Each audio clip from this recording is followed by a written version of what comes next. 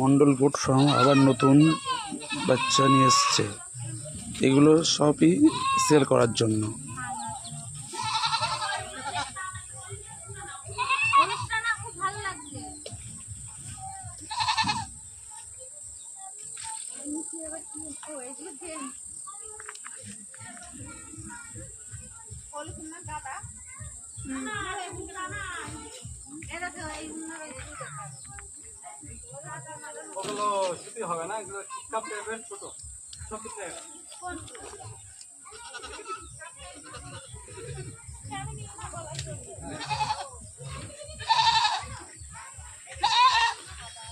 এসব বাচ্চা সবই সেল করা হবে, এসব বাচ্চা সেল করা হবে।